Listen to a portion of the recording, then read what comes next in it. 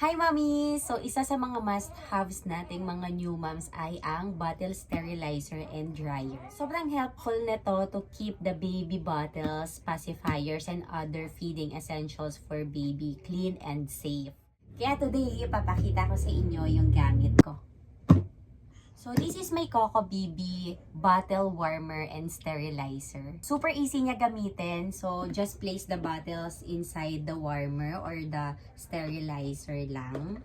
After ko i-place yung mga bottles sa loob ng sterilizer, naglalagay lang ako ng onting water. After ko lagyan ng water, i-assemble ko na siya. And pwede na ako pumili sa mga functions niya kung ano yung gusto kong gawin.